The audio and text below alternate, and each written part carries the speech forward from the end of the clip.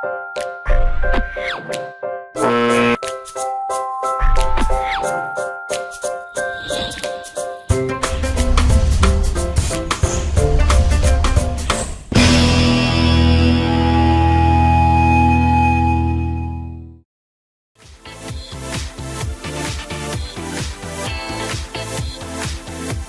listening to The Dish Doctor, Jeff St. John, PhD, with co-host Sheena Metal, right here on LA Talk Radio. Hi everyone, welcome to The Dish Doctor. I'm Jeff St. John, and tonight we're talking about a very important subject. Tonight we're talking about what affects an estimated 1 to 4% of our population. We're talking about our intersex community. I am proud to share the stage once again with not only my co-host and award-winning Sheena Metal of the Sheena Metal Experience, but somebody who's my friend and also, equally importantly, a member of our community, our intersex community. Sheena, welcome back. Hi. I'm not used to being the subject. I'm used to just sitting behind the board and just saying funny things. And now I'm on the spot. Now you are on the spot. Now, you and I had the pleasure of getting to know each other. I was a recurring guest on the Sheena Metal Experience. Yes. And you were a recurring guest on The Dish Doctor before you became my co-host. Yes. And as we were getting to know each other over maybe about 4 or 6 weeks, we went out to dinner. And you just sort of in a pass the salt, sort of easy breezy sort of way. Oh, was it like that? It was. Oh, it okay. was. You just said, oh, by the way, something you should know about me is I'm a member of our intersex community. Oh. And I went, this is huge news. This is huge. This is big. And you know what I like about you is that the next 10 minutes was not me explaining to you what it is. Because that's normally what it's like for me. The next 10 minutes is trying to explain what it is. And sometimes the next 2 or 3 conversations in the next month or two is still trying to explain what it is. Sure, because a lot of people are still under the myth that being intersex means that you're born with fully formed genitals of both male and female, Right. which is or not nothing. correct. So you're like Barbie and or Ken. Okay, which is not correct because Can be, but can not be, always. But not always. But nobody to date with what we know to date is born with a fully formed penis and a fully formed vagina. There's a wide spectrum of intersex. Sure. And there are people who are born with something that you can identify as a penis and you can identify as a vagina at the same time. Yes. There was a day when we called them true hermaphrodites and people like me were called pseudo-hermaphrodites in the days before we got rid of the old folklorish hermaphrodite reference and began using intersex. But still, when I tell people I'm intersex, most people think that, first, probably that I have a penis, which I just like to say I don't, and I would probably get more dates if I did. The second thing is they think that I have chosen to be not one gender or the other, and they think that's what intersex means. You're a person who chooses to not identify your gender. And that's not true either. I have no problem identifying as a woman. I was raised as a woman. I'm culturally and socially a woman, and my driver's license says F, and that's perfectly okay with me. Now, and you didn't realize that you were intersex until much later. Now, a lot of intersex 31. people are born Sure. with obvious signs of intersex condition, and a lot of people don't find out until much later in life. What was it like for you? I was born in 1967, and back then, if you had a condition that wasn't screaming hermaphrodite, they told your parents that you had a birth defect that had to be fixed. So my problem was internal. I was born with female reproductive organs and female external sex organs and no canal to connect the two. Mm-hmm. So when I went through puberty and I started menstruating, or whatever you would want to call it, it was not normal menstruating, I went to see a specialist in gynecology and urology. We were living in Baltimore at the time, and my mother took me to Johns Hopkins. And he basically said, this is something that's going to need to be fixed when you get married. Really? Welcome to the 1970s at one of the best hospitals in the world. Thank God the field of medicine has come such a long way now. So in 1980, we moved to Los Angeles, and I saw a gynecologist because I was having terrible cramps and terrible problems. And he said, this is something you're going to have to get fixed when you get married. So not happy with that answer, my mom went and found a wonderful doctor who was at the time the head of gynecology and the head of OBGYN at Hoag Hospital in Newport. And the first thing he said was, this is something that's going to need to be corrected, and sooner rather than later, because basically the menstrual cycle that was not allowed to cycle was backing up into my uterus, and my fallopian tubes had tipped my uterus back and was causing a lot of problems. And it's funny because being in a 20th century going into a 21st century world, being an intersex person is not the reason that I've had 9 surgeries. That was fixed with 1 surgery. It was all the damage that was done before anybody would say what it really was that caused me to have so many surgeries on that system. Sure. And back in the 60s, and I'm really glad we're talking about this issue here, especially tonight, because it affects, intersex affects 1 to 4, an estimated 1 to 4% of our population. And in the 1960s, it was, if there was any kind of ambiguity, doctors would take a look at what seemed to be female or what seemed to be mostly male, and that's what they would create. Where now it's very different. Medicine has come such a long way, in some which ways, is children are, and families, parents who have intersex children are strongly advised to wait until the child is old enough to be able to make a decision about which gender they more closely identify with. And up to 80%, correct me if I'm wrong, up to 80% of intersex people have surgeries, more than one. Like in your case, you had several. Right. And I mean, I have a friend who is a psychologist who is an expert on intersex. He is also, and all kinds of sexual and gender difference. He's also himself an intersex person. It was meeting him is how I found out that I was intersex, from knowing him. I think he had something like, I want to say 35 surgeries before he was 6 years old. I mean, that's a lot. And just what we know now about how anesthesia affects your brain and the brain damage it can cause over time. I mean, to put a little brain that's forming through that kind of torture, pain, just because you're trying to make an intersex person into something, because we believe as human beings that there are 2 boxes. There's an M box and an F box, and everyone needs to fit into the M box or the F box. And if you don't, then we need to Frankenstein you until you do. And it's important to acknowledge that there is genuinely and authentically a third sex, and which is our intersex community. Sure. And there are people who choose not to be male or identify as male, and they also choose not to identify as female, but rather gender variant, which somewhere in the middle, and that's where we have our third sex. And that's fine. Now we have the 3 things. You have sexuality, you have gender, and you have identity. So my gender is intersex, and I'm perfectly happy with that. My identity is female, and my sexuality is bisexual. Not all intersex people are bisexual. Not all intersex people are happy in the gender that they were assigned in. I just happen to be, and the way that my bisexuality manifests itself is that I'm completely a 50-50 bisexual, because I don't come from a place of gender, so it's hard for me to identify gender in others. If I was sitting here with you and you're one of my very dearest friends and one of my very dearest female friends, I would see that you are different because you're different people and you feel different because you're different. But I don't see like, oh, that's Stephanie's a guy and oh, that's a girl.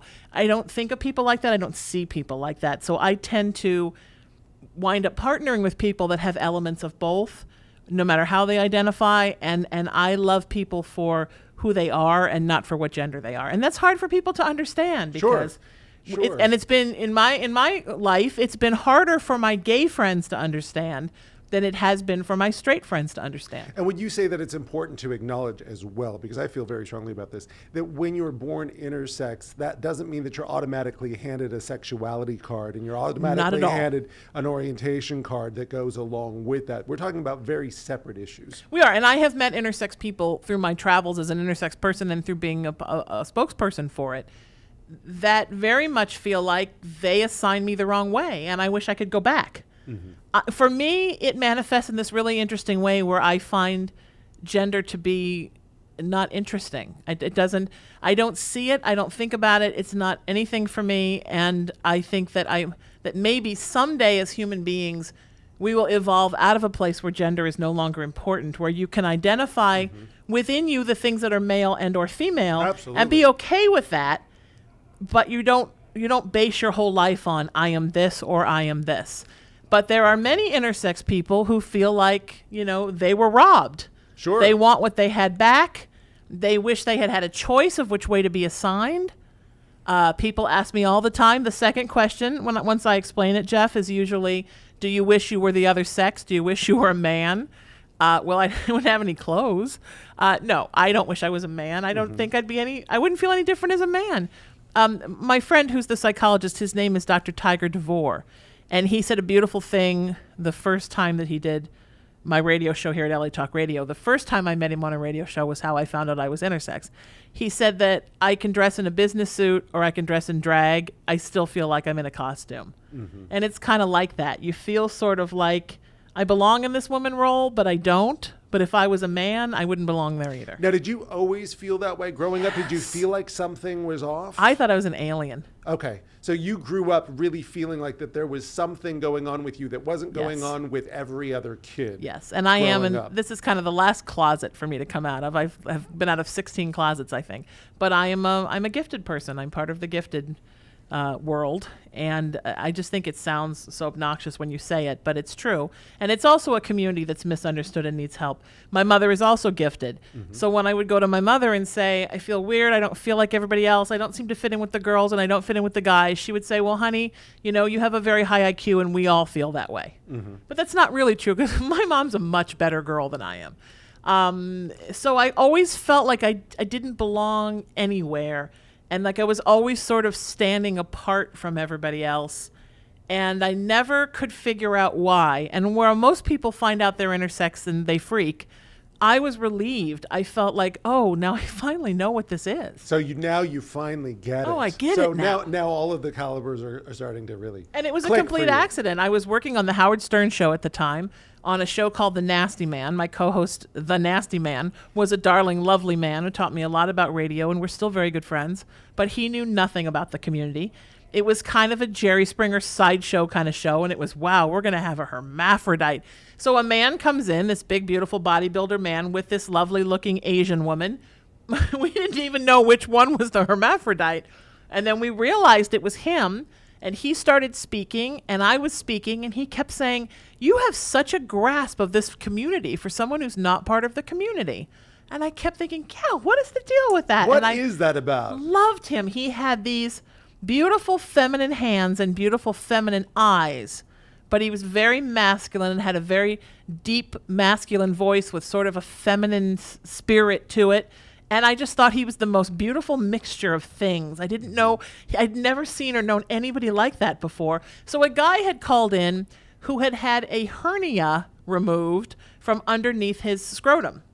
And he said, I always just thought it was a birth defect. And then one day somebody said to me it was an intersex condition. And then Dr. DeVore said, well, that definitely is one of the conditions for pseudohermaphrodites and for intersex people who don't have the full Monty, which is everything or nothing. Absolutely. And it's important to acknowledge again that there's a spectrum of intersex, and there's thousands. Absolutely. Thousands of conditions within the intersex community. And There's that a was in spectrum. 1991, Jeff. There's so many more they've discovered since then. That was when I found out. So we took a break. I got up, I went to the bathroom, and the whole time I'm stunned that I have this connection with this man that I had never had with anybody before. And I'm in the bathroom washing my hands and looking at the mirror, and I think everything that doctor said is everything I am, except I didn't have a surgery as a child. Wow. And then it popped into my head, except you had a vaginal canal except built when you were that. 16. And I literally picked up the phone, called my mother from work at 1 o'clock in the morning, woke her up and said, I think I know what I am. And I gave her like the 100-word description of what Dr. DeVore had said. And the first thing she said was, wow, well, that sounds like a sign of evolution. And that was that, because I have the Brilliant. most beautiful mother in the world. I Brilliant. mean, really, because some of the stories I've heard about how parents have reacted, Well, and not good. And how wonderful. I mean, that's what a mother should be. I know. Is just pure love like that. No, regardless of whether you're male or female, or whether you're intersex, whether you're the third gender, whether you're the first or the second. Yeah. Just to love you as her daughter. Yeah, and that's the most important thing for your kids. When just love them for who they are. But she's always kind of had this neat little thing about her since this I'm Da Vinci and look at what I made, this beautiful thing that defies gender and has this big brain. I mean, I think there's a And part is- of her. And is gifted and is bisexual and there's all Right, these doesn't care different about things. gender and does this and she sort of thinks of me as her Mona Lisa. So I think for her it was a cool Beautiful. thing that I was different. Beautiful. And it helped me because I just always thought I was never going to meet anybody like me. And unfortunately, not a lot of parents feel that way, especially if somebody is born intersex and it's obvious by the outside genitals whether there's a partially formed penis and a partially formed vagina.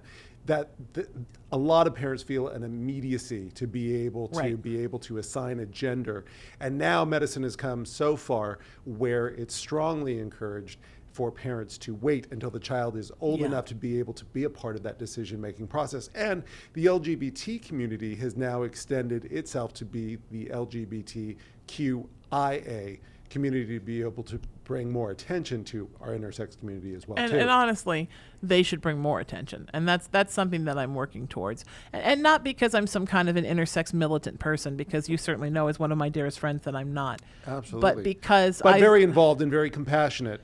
Absolutely. Very much an advocate. I've been out since I was 18 as a bisexual person.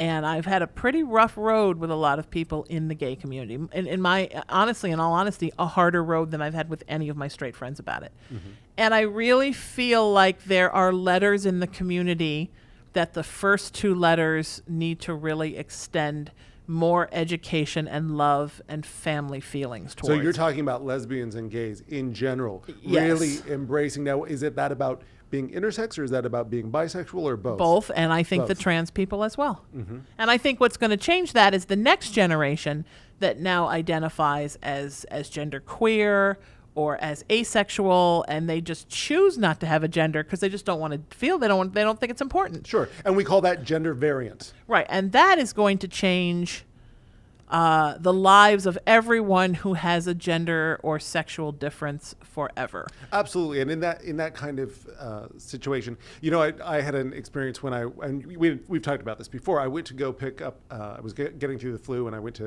to a store to be able to pick up some medication. And I got to the front of the line. Now, granted, I was clean shaven and I was wearing a t-shirt and jeans, but no product in my hair. And I walked up to get my flu medication. And the person behind the counter said, "No, wait, you don't have to tell me. I know why you're here. You're transgender." What?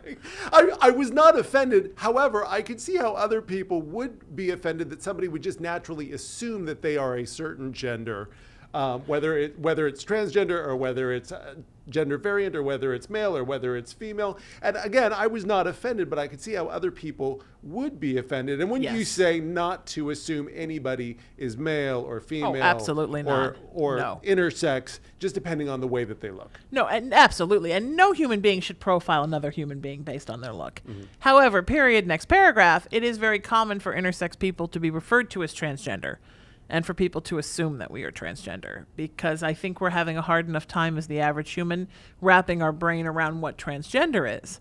Now, on top of that, to wrap your brain around what intersex is, sometimes I think it's just too much for the average mind at this time to comprehend. And by average mind, what I mean is the average person who hasn't known somebody who was A, transgender, or B, intersex before. Mm-hmm.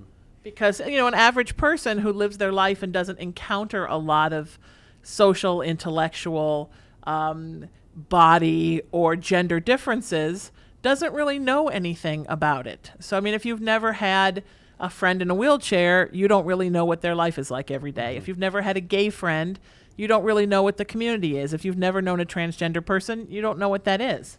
And a lot of people just honestly don't know. Now, there are people who take the time to read and do the literature and find out. And I'm sure now kids coming up in school are getting all of that in classes, but we didn't. Well, and a lot of that is thanks to the LGBT Center. It's still called the LGBT Absolutely. Center. And for those of you that can relate to the LGBTQIA community, and I think it's important to be able to define what that community is. It's lesbian, gay, bisexual, transgender. And we've had this debate before about Q, what Q stands for. I think Q stands for queer, but some people say it stands for questioning. And I've always said questioning, and guess what? We're both right. It stands for both, because what happened was queer used to be a derogatory term, and then the LGBT, what is now the LGBTQIA community, took that term and appropriated it so it's no longer derogatory. So Q stands for both queer and questioning. So for youth who are still trying to figure out their orientation, as well as intersex, as well as asexual. And for those who don't know what asexual means that you have very low to no interest in sex. which is fine. Absolutely. And your sexuality, you're just not interested, which is also fine. A lot of intersex people are also asexual, and that's fine. I, however, am not. And we're going to The get to phone that. lines are lighting And up we're now, gonna- let me tell ya. Absolutely. And she's single, everybody. Let me tell you. And the phone lines are lighting up. And a lot of people also think that the A stands for allied. And which it is does as well. I'm glad you brought all that of up. our straight friends Yes. that are just wonderful. You know, my friend Susan Olson, who has been a guest here with us. Sure, she's And wonderful. we host a radio show once a week, Two Chicks Talking Politics, across the hall in the radio studio. She's one of my very best friends, and we play wives on a web series called Child of the 70s. Susan is really, to me, the epitome of what an amazing allied friend is. Yes. And most she, definitely. you know, she will correct people about what intersex is. I mean, she's Mm-hmm. like my sister. And it's a little creepy we play wives. But she's like my sister, and she's been wonderful with the show that has a lot of gay themes in it to be this fighter for a community that she's not a part of. She just believes that we should treat everybody with grace and equality. And how great that the And I believe the same thing. I agree with you 110%. Now, and how great that the LGBT community has now extended itself to be QIA, and that the A does Yes. stand not only for asexual, but it stands for allies as well, and Right. building those bridges and building those Which gaps. is our wonderful parents and our brothers and sisters and our nieces and nephews and all the people that stand up for us and make it okay everywhere. I mean, that's an important thing, especially when your letter in that community is the little I that hangs at the end. That you know, for a lot of people put LGBTQAI. That's another spelling. So the little I just dangles there at the At end. the end. No, and but- I is for I don't know what it is. Okay, so, So- maybe, you know, we're here in LA, and what the LGBT community did last year for Gay Pride, which was terrific, was they changed it to TGLB because they wanted to bring more attention to transgender. And you and I did a show about Transparent, Sure. which was before we knew it, it was going to win a Golden Globe. Yeah. And we had interviewed And Hank. they won an Emmy. Yes, and we'd interviewed Hank on our show Yeah. about that. So they had brought more attention to the transgender community by putting the T in front of it, and hopefully the same thing will happen with the I to be able to bring more attention to our intersex community as well. What do you feel people need to know? What do you feel the world needs to know and society at large needs to know about intersex people? Well, I mean, I think first of all that we're nothing scary. There's nothing freaky about us. I mean, I've had a couple of people that I consider good friends that I've talked to that they look at you like, okay, I'm smiling and I love you, and can we please never talk about this again? That's so sad. I don't understand what makes people uncomfortable about it. I think maybe I'm too comfortable about it. I didn't think I was ever going to talk to anybody about it. I don't think you're too comfortable about it at all. I think you're a wonderful advocate for Never thought I our would be. intersex community. Happy I think it's accident. terrific. I never thought I would tell anybody except my very best friends, my mom, and people that I was going to be intimate with. Because, you know, something, Jeff, that people ask me a lot is, why don't you just hide it? Nobody could tell. Well, how do you respond when you do disclose it? Because we had a really wonderful exchange when you said, "Oh, by the way, you should know that I'm part of the intersex community." I said, "That's terrific," and we talked about it. I didn't have any questions for you. We were just getting to know each other. Right. It was just a normal, natural part of the conversation.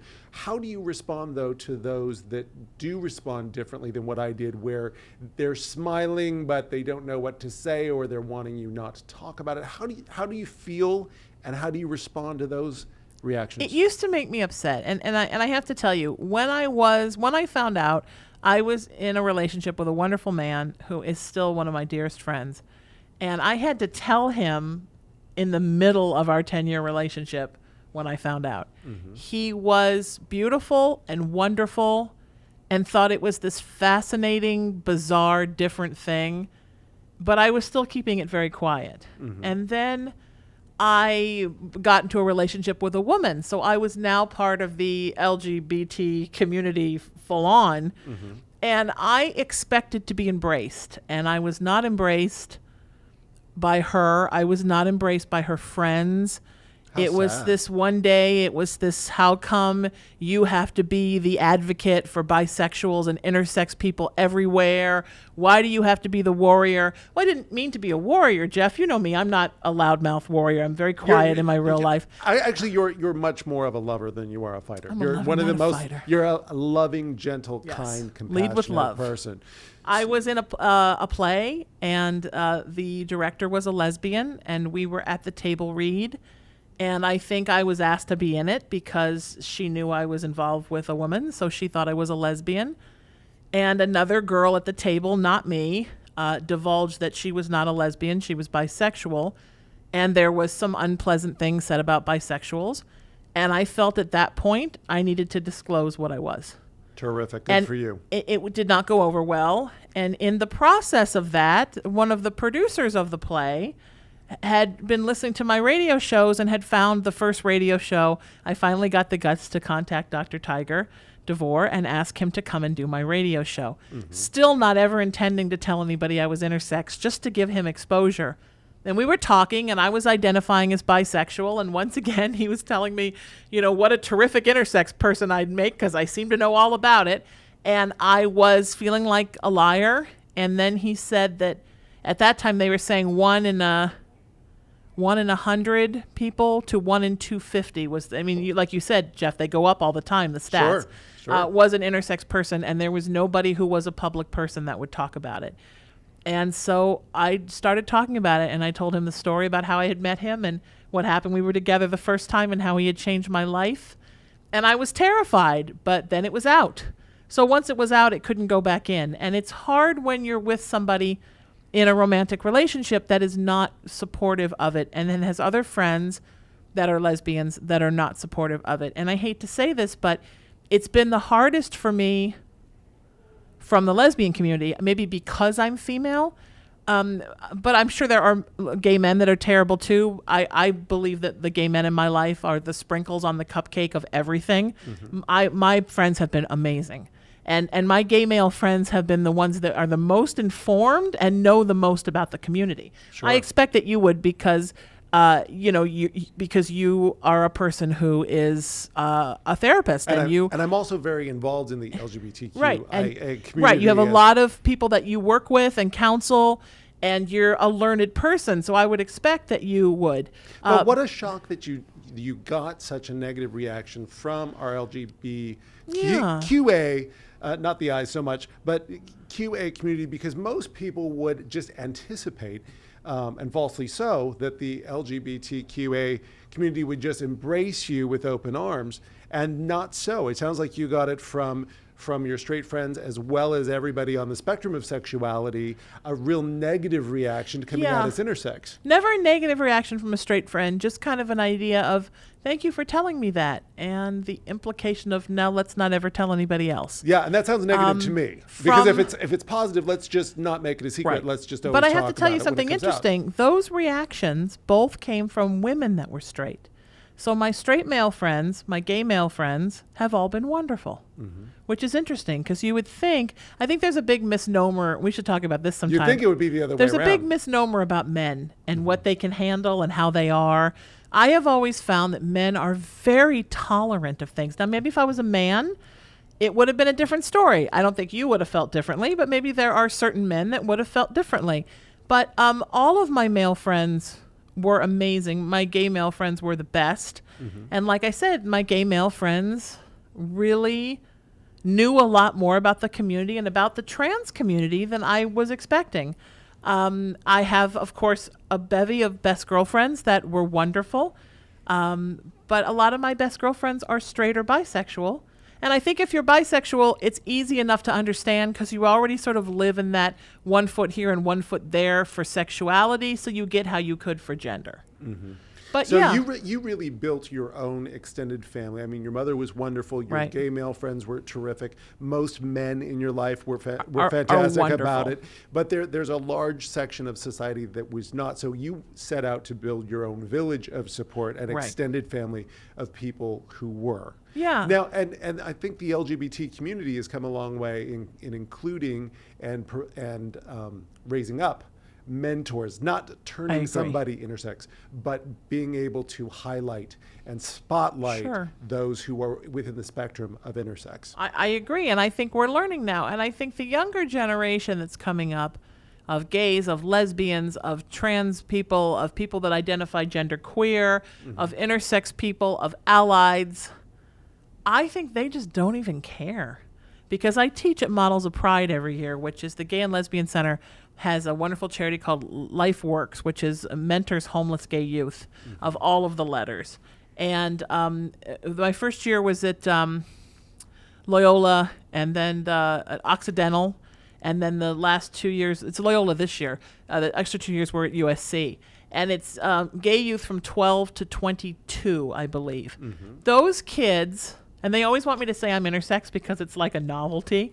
Oh, we got one.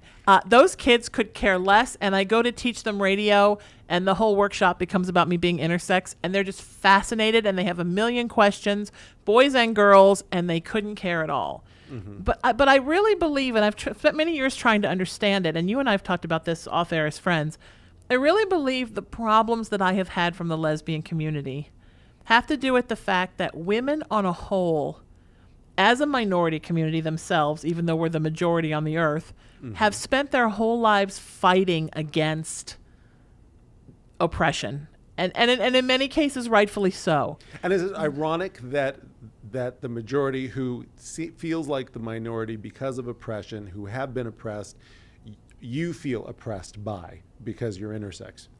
Yeah, but I think look at how horrible certain ethnic communities and religious communities are towards the gay community. Look at how sometimes a minority community will be against another minority community. I think that sometimes people from minority communities, sort of their instinct is to put their fists up when something's different. So I'm something that's different. And so I've even had people say to me, how is anybody ever going to accept me as a lesbian if now they have to understand what you are, and they have to understand what Bruce Jenner's doing as a trans woman? We're just trying to make them understand this. And my whole attitude is always, well, honestly, kind of screw them. If they don't get it, they don't get it. Why are we trying to pander to a small group of white male Christian men? That's now the minority in our country. If we all got together, ethnic people, religious people that are different, the New Age community, differently abled people, the LGBTQIA community, we would be the majority, and we could create the equality. And in taking steps forwards in doing that, how do you see our intersex community developing? Where is it now? Because you were very fortunate to have a doctor mentor in your life. As far as resources, and again, those of you who are dealing with being intersex, I want to encourage you to look up the LGBTQIA community near you. There's centers in most cosmopolitan areas to be able to get resources, to be able to get support, to be able to develop a positive sense of self. I think that's very important, and to do what Sheena Metal did, which is to build your own extended family. Your mother was wonderful, but to be able to have a village around you Absolutely, as sure. well. What was that like for you? Who were those people? Were there a lot of other intersex people that you met, or No. was it just you and your mentor? What was that journey like? From 1991 until 2010, I didn't know anybody except for Dr. DeVore. Wow. And then in 2011, I became involved with the Harvey Milk Foundation. A friend of mine introduced me to Stuart Milk, and we became very good friends. And we were having dinner one night, and I shared with him that I was intersex. If you don't want to know, don't have dinner with me, because apparently that's when it comes out. 2 or 3 fried oysters, and the next thing you know, That's right. all my crazy funky pieces and parts are out for the world to see. Plate of tempura, and everybody's going to know. Exactly. Yeah, see, but fish again. What is it about fish? Some people get amorous, and I get intersex. And then they didn't have somebody working for them or volunteering for them who was intersex. He didn't know that many intersex people. But coincidentally, he had just spoken in front of Parliament, and an intersex person who was British had been part of the speaking panel with him. So the Milk Foundation got very involved. We're getting very involved in that. But most of the work that Stuart has done with them in regards to the intersex community has been outside of the United States. You know, we can be in some ways a little backwards about difference. We're descendant of those Puritan people, and we sometimes revert to their ideologies. Even when it's estimated that 1 to 4% of our population is intersex. Yeah. How many intersex people would you say that you've that you've even met Well, here in the U.S.? Well, I knew three. I knew two. I knew Dr. DeVore. Then I became involved with Stuart, and I became more open about it. Then one night I announced it on the radio, on my radio show, with a friend I was interviewing who I knew from the paranormal and spiritual community, a psychic friend, and she just purged out that she was intersex.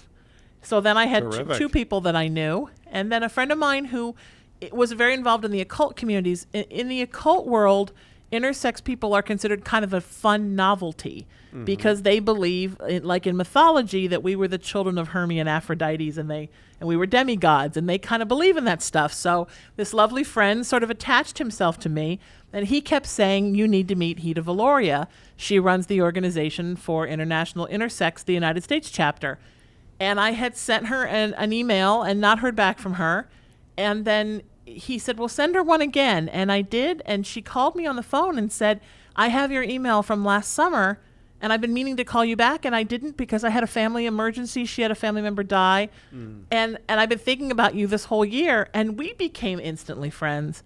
And she's lovely. And then I was doing a film. A friend of mine was the lead in a film called Bruno and Erlene Go to Vegas.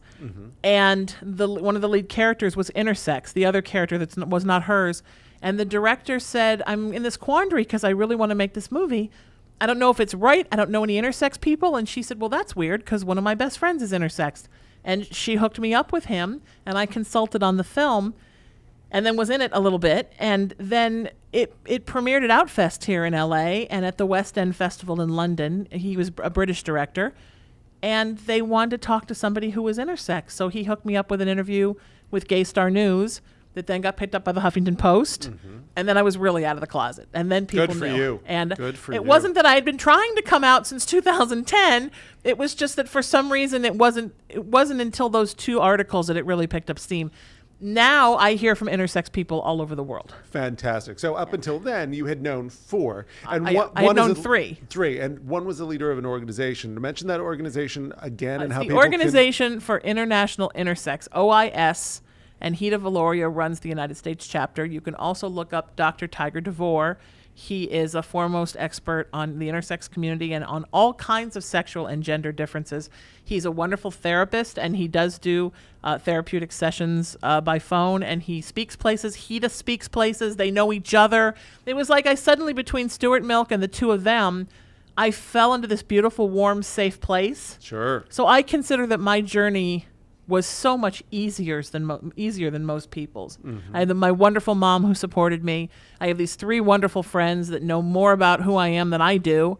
And I have wonderful people to ask questions to. Am I doing the right thing? Am I getting the stats right?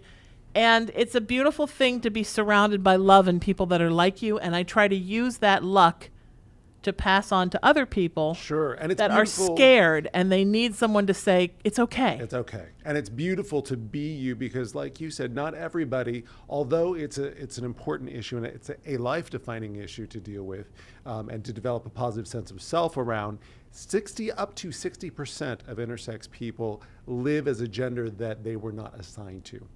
That if they were Right. assigned a certain gender at birth because it was obvious that they were born intersex, that they live the opposite gender. Right. And Dr. Tiger's a little bit of an anomaly because most of us were assigned female. I mean, I wasn't assigned, so I don't count. Most intersex people are assigned female strictly because the surgery is easier. The surgery is easier. Yes. And there's an old joke that goes with that I won't repeat, but look it up.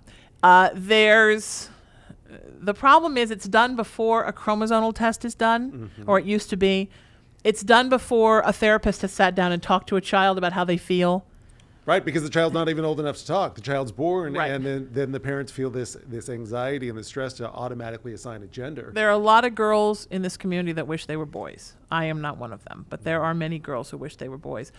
Through doing workshops for LifeWorks in the Gay and Lesbian Center in Los Angeles, the last time I did a workshop for them, they called me and they said, we have an exchange student from China, and would you be willing to talk to him? And I said, absolutely. So I met this lovely, through a translator, because his English was not good, this lovely 23-year-old person who was adopted, so was born needing to be assigned, was assigned. By the time that his parents adopted him, they had erased it from the records. So the adopted parents didn't even know. Which is very common, by the way. Very common. Very common. Had a medical problem at like 21, went to the hospital because something was wrong, discovered that he identifies male but was given female stuff. That's my That's your my medical expert term. word. That's Stuff. the medical term. So he was assigned female. He was assigned female, grew up as female, never wanted to be female, always wanted to have a sex change and have a gender reassignment become male. Which we now call gender reaffirmation. Right, gender reaffirmation. Oh, I love that. I didn't know that. I was not PC there. Gender reaffirmation, scared to tell his parents because it's China. And this no gay, lesbian, bi, trans, intersex community there is frowned upon. Didn't have anybody to tell because he didn't have any friends. But interestingly enough, only likes men as a sexual preference. Well, and like we were talking about before, just because you're born intersex doesn't mean you're automatically handed a Right. sexual orientation Right. and a sexual identity So card as basically, well. he's a gay boy that was assigned female. So now he's looking for a way to get out of China, have the gender reaffirmation, and then try to go into a gay relationship.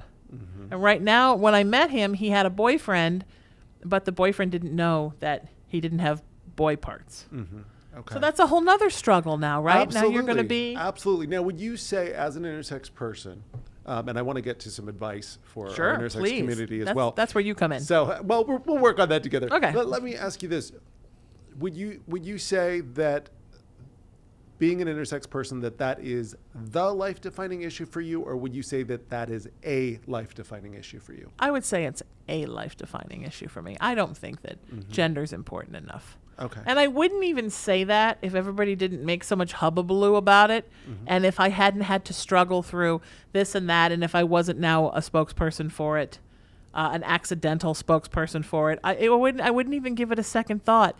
Any more than I think about what color my hair is or what color my eyes are. I mean, it just is who I am, and I'm so okay and perfectly seated in it that when other people think it's strange, it's really I'm gobsmacked. I don't understand why anybody would care. You're a perfectly beautiful, magical accident. You I'm really a are. complete and Which I love. There's I so love. many things in my life, and I've had so many life-defining moments, and I belong to 12, 15, 170 fringe communities, that this was just one more, really. But it was one of the last closets for me to come out of.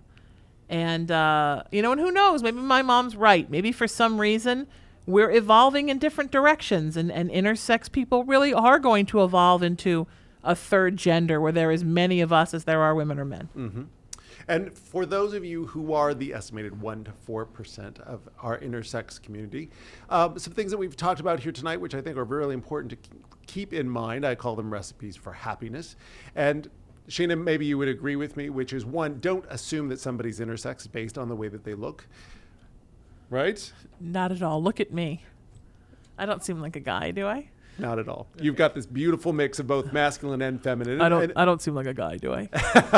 You've got a beautiful mix of both. There's a reason why I both. don't dress in drag for both. Halloween parties, because it's scary. Of both. But if you are if you are an estimated 1 to 4% of our population who are intersex, some things to keep in mind. Recipes for happiness for those of you who have a loved one who are intersex.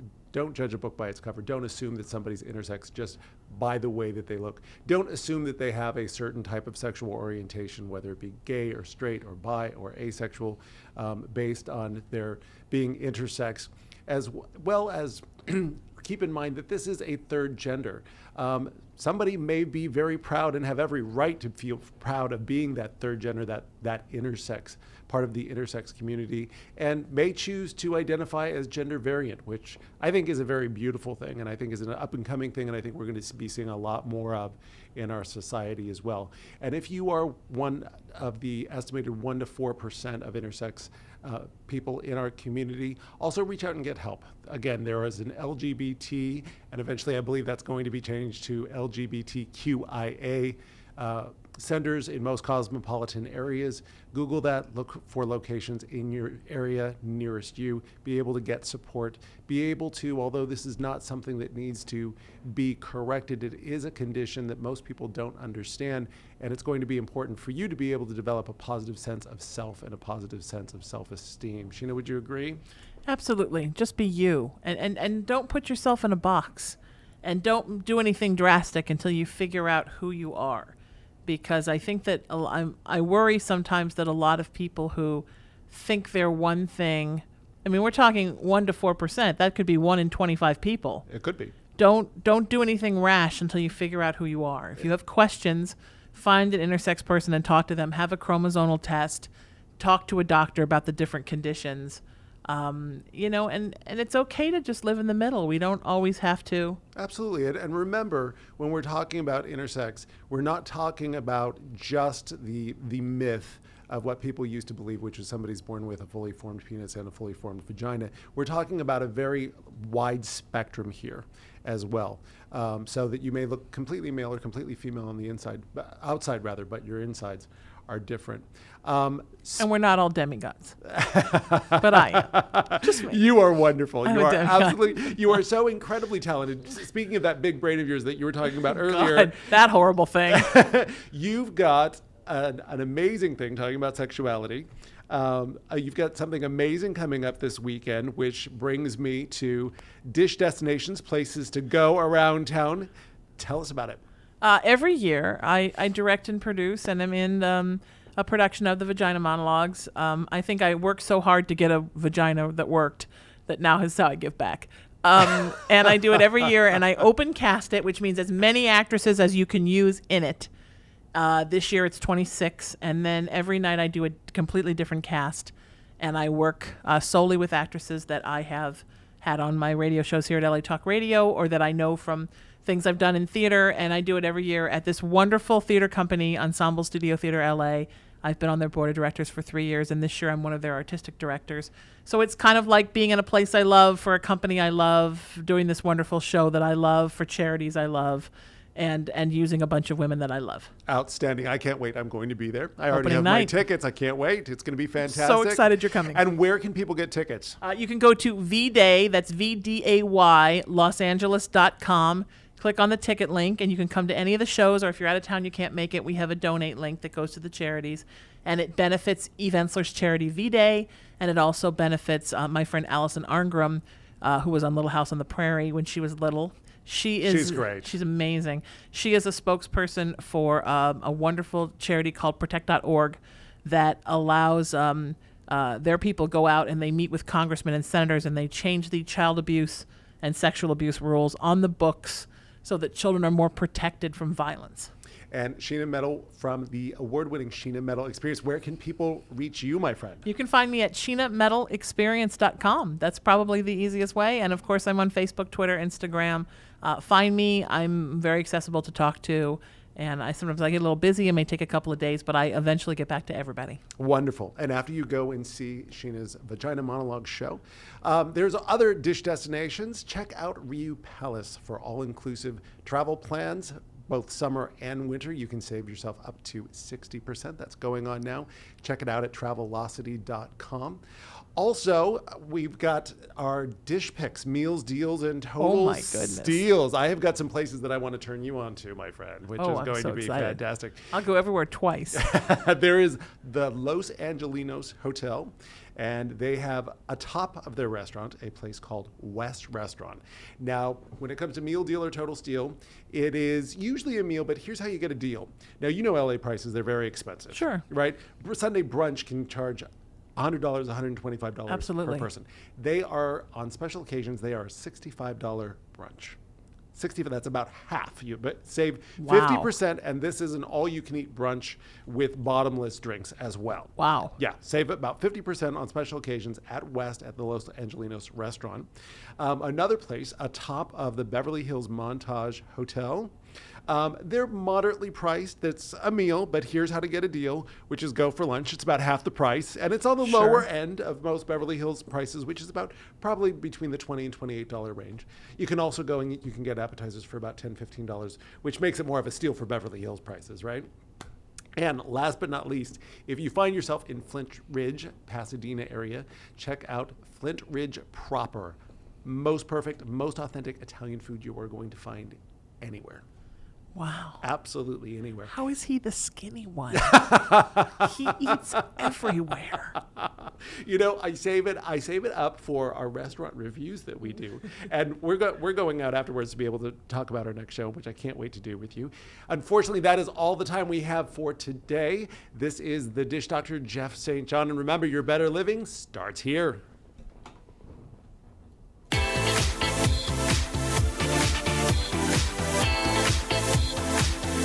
You're listening to The Dish Doctor, Jeff St. John, PhD, with co-host Sheena Metal, right here on LA Talk Radio.